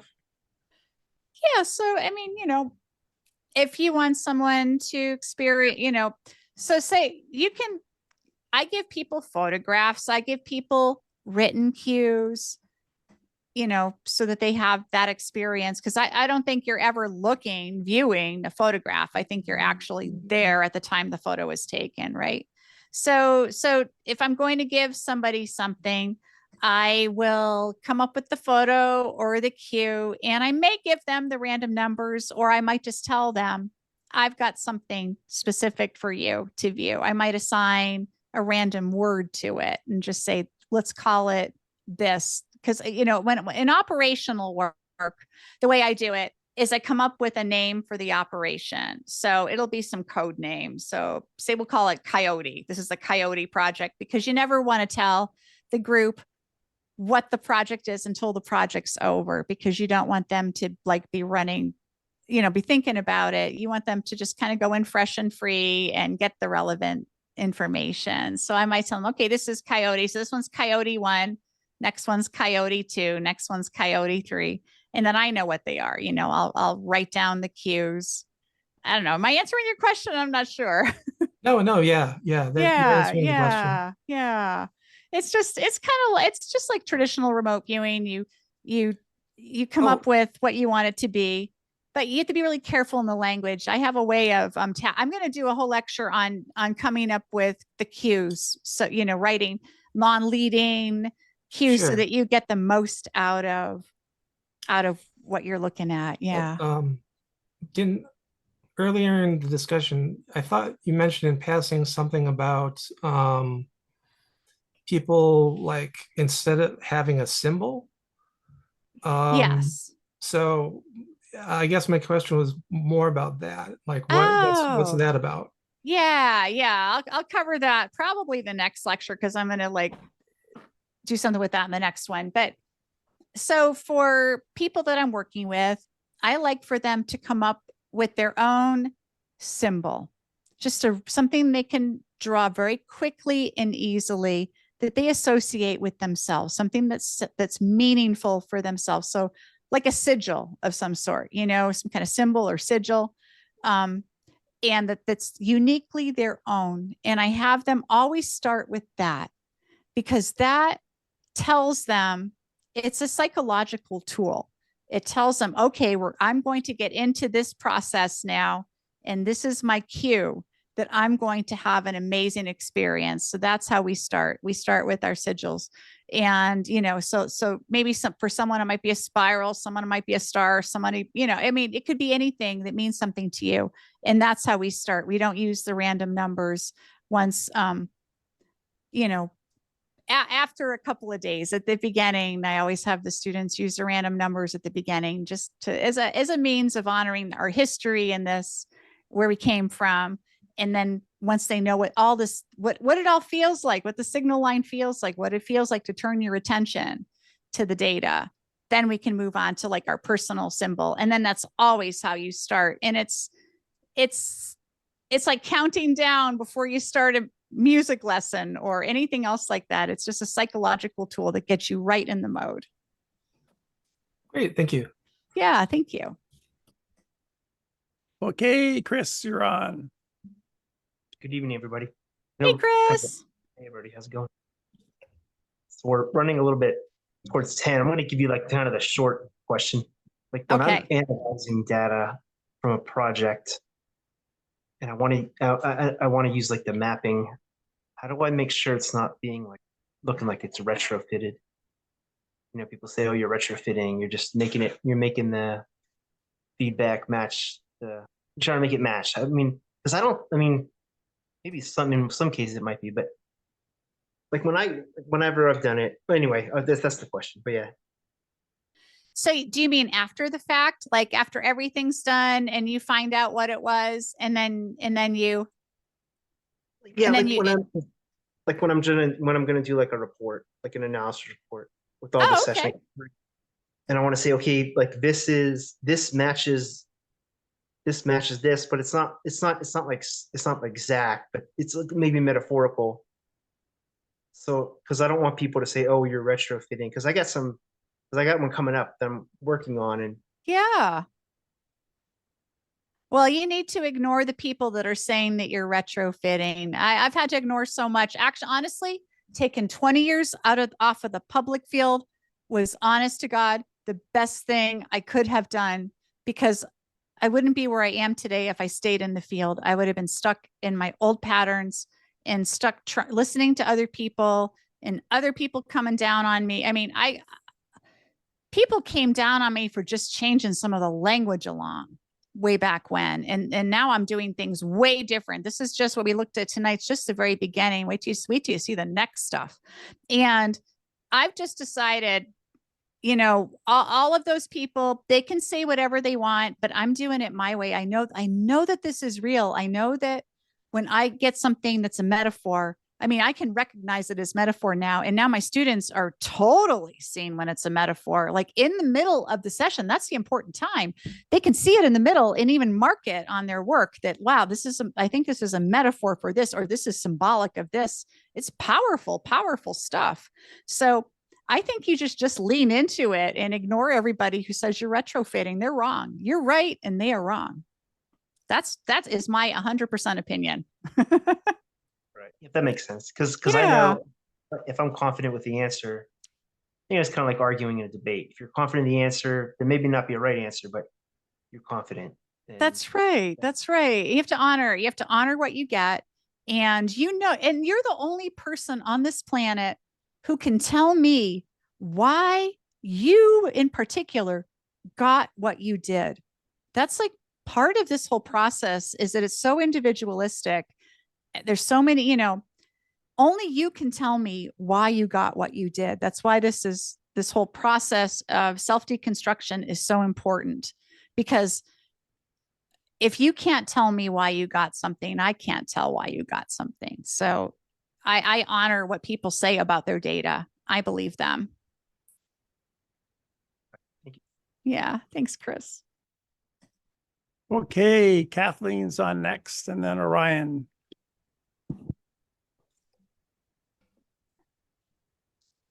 You're still muted. You have to unmute.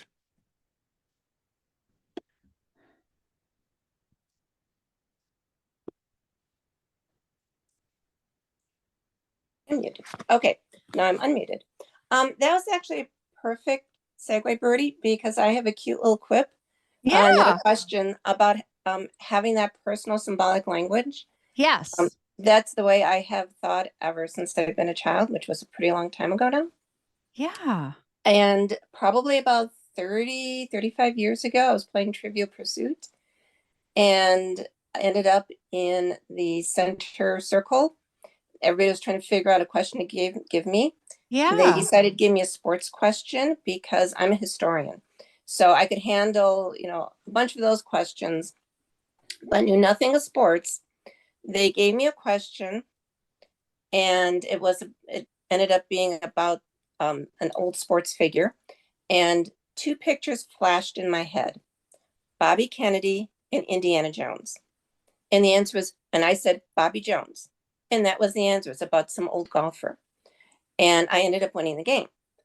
And I do that, have done that repeatedly because that's just the way my brain has thought ever since I've been a little kid. Yeah. And I used to do, when I'm a retired professor and I used to do my lectures in mind maps. I would do them for my students and put mind maps up on the board or give them handouts in mind maps. Did controlled remote viewing and found it really stifling. And so just got very frustrated. So this is perfect. It's just stuff I already am very comfortable with. My question is, if I'm looking at something historical, say I'm looking and I'm like the Tiananmen Square one, right, or the Kennedy assassination, right. As a historian, I know a lot about that. Right. How do I start separating? Or in The Wizard of Oz, if I started seeing some of those, if I started seeing that yellow brick road, my brain, I'm a cultural historian, it's going to go to Wizard of Oz. And by the way, Dorothy, Judy Garland, her original wig that they tested her in and shot her original scenes in, she had a blonde wig. So if somebody knew that, they could have put Dorothy in that blonde. How do you start separating what you know or think you know versus what is a I don't know what word I want to use, a fresh impression. So if I'm looking at something at the Kennedy assassination, I may think I know something factually, which may be wrong because historical evidence, historical facts change based on new evidence. How can I separate those parts of my brain so I'm not doing those analytical overlays of Ingalls Swans or Lynn Buchanan Stray Cats? How do I start separating those parts of my psyche?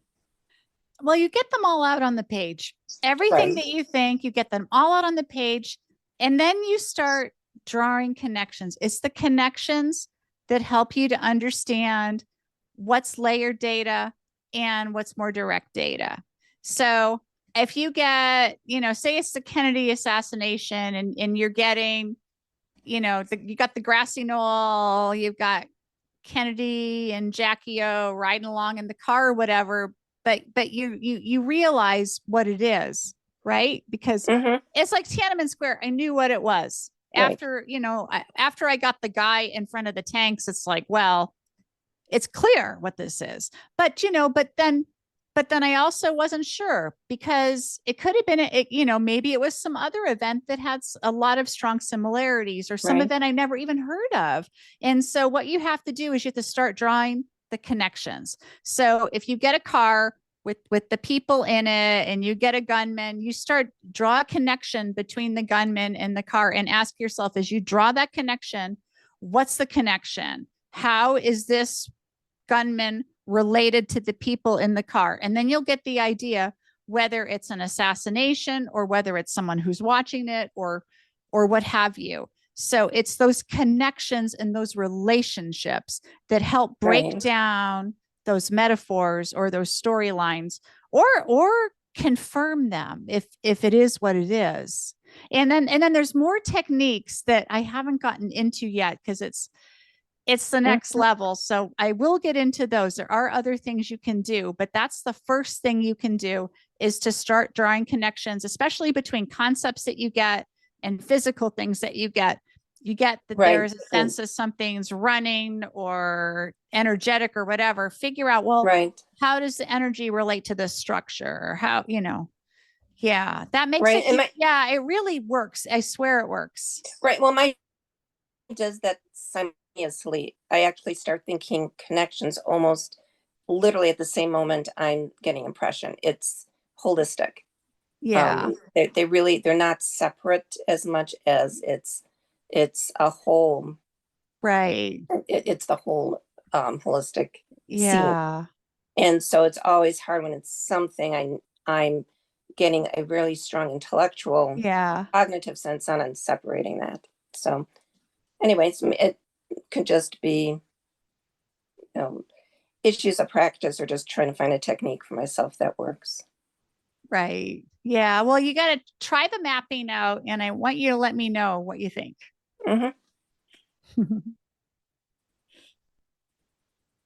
Okay, so next is Orion and then Phoenix. Hey, can you hear me okay? I sure can. Awesome. What a privilege. Thank you so much for this. I'll try to be brief. Thanks for coming. Thank you. So remote viewing has changed my life, and I came into it as a skeptic, and when shown that I could perceive things that are statistically impossible to have perceived, it convinced me that there's more to this reality. Here's my question. If it changed my life, I think we all know it can change the world or many other people's lives for the better, hopefully. Currently, there's so many different camps of remote viewing, and there's really two different ethical pathways. One is having to pay money to have the answers to all the questions of the universe, and the other is to have access to that for free. Sidestepping the debate about that, my question is, and this is not my idea, but I thought I'd present it to you because it's such a powerful thing that could really help people. If we can gather so much information about reality, cures for cancer, mathematical equations, wouldn't it make sense for there to be one large group that is almost operated like on a blockchain at no cost, and that ranks the remote viewer who provides data based on the accuracy of the data that they provide, so that they can be used more often than not as one large team to answer the bigger questions of life? Have you ever considered something like that, especially with your expertise in using AI to quickly connect data points between viewers that all work in the hundreds or thousands on one project at a time to get every possible angle and get an answer to as many people as possible to help the world? Thank you. Oh, thanks, Orion. So kind of like a SETI at home program for remote viewing. Yeah. Yeah, I actually have thought about that. I've actually developed an app that uses AI that analyzes session data, and it's absolutely remarkably effective. And I am going to be talking about this on a future lecture, and I'm going to release it open source so that everyone can use it. It is incredible. You can enter all your data from any session, and in let's see, at this point, I've done just over 400 trials, and it literally has named what it is. If it's something that can be named, if it's like I've primarily been using historical events and known landmarks. And what it does is it takes your data and it evaluates it, each piece of data using kind of it uses a couple of algorithms, but it's kind of a multi-layered approach. So it analyzes each piece of data and looks at all the various things that could relate to. And then when you take the totality of the data in a session and you take each piece of data and compare it to each other, it eliminates a lot of possibilities and it gives you a ranked answer as to what this could be. Now, this isn't so great with esoteric targets, say, or right. you know, or more or known stuff, but I'm still working on it. I'm kind of, you know, I've been working on this for like I don't know, a little over a year, and I'm another, I don't know, a few more months, and then I'll be able to release it and people can have some fun with it and see what they think. And I'm going to keep working on it. But that is something that I'm thinking about doing, you know, because I think that the more people we have looking, especially at some of these bigger questions that we want to answer, cures for cancer or whatever, you know, there's a million different big problems that we have on the planet that are going to take a lot of minds. So yeah, so I'll say generally, I think that's a really good idea what you're saying, and I think it's just a question of figuring out the best way to do that. And I agree, all this stuff should be free. All my lectures are free. I mean, I'm pretty much putting up almost everything for free.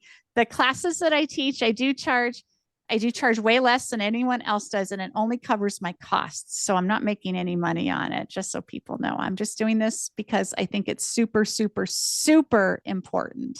And I want to have as many people learn this and share this. But as long as people follow along with my crazy lecture series in another year or so, you'll know everything that I know about remote viewing. So yeah. I appreciate that. Thank you so much. Yeah, it's my pleasure. Thank you. Okay, Phoenix is next. Woo, Phoenix. I think this is the last question because we're coming up on time. So glad you're here. Hi. And I want to thank you so much for making this available. I've never done this. This is new, you know, and I've just kind of always been in touch with stuff around me. So what I did to practice after I watched something you had online was I had kids just start making lists of places from around the world. Okay. And so there's a couple here like Tower Bridge and the Leaning Tower of Pisa. I didn't know how to do this, and I want to make sure I'm not teaching myself bad stuff. Okay. But my class is until December, so I didn't want to wait.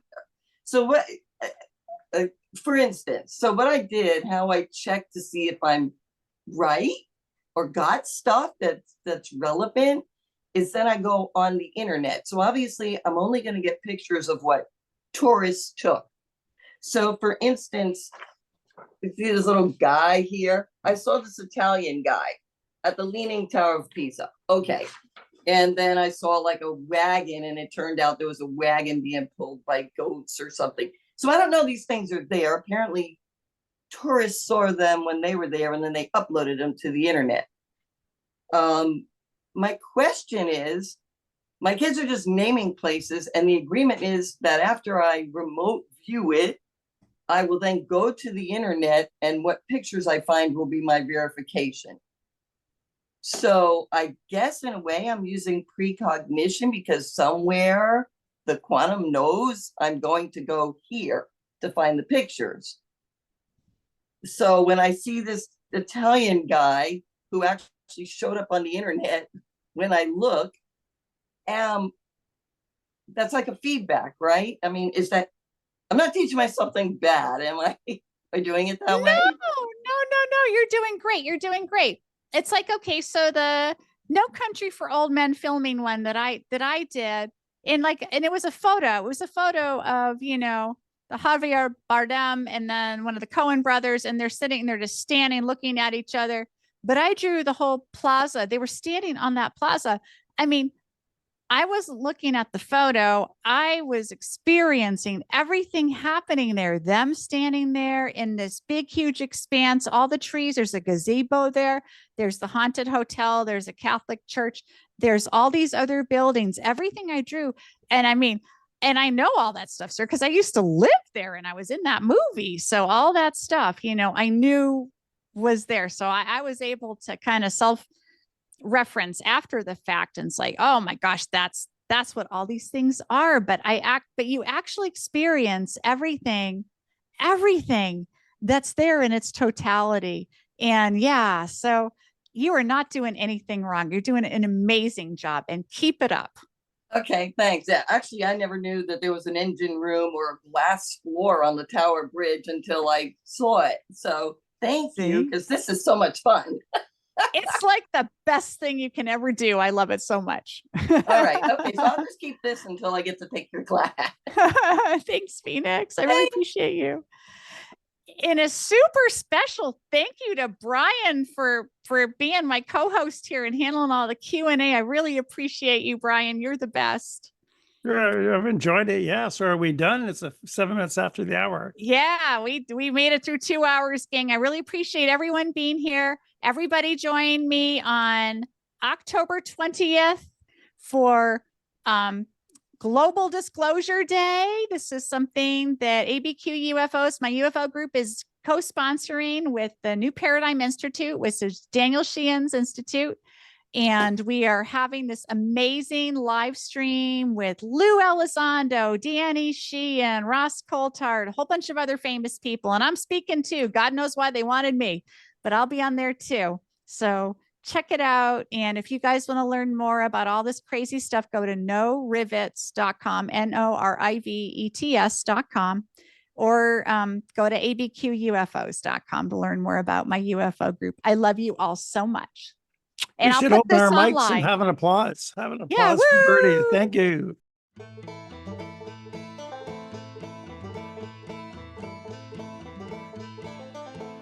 Hey, thanks for watching. I hope you learned something.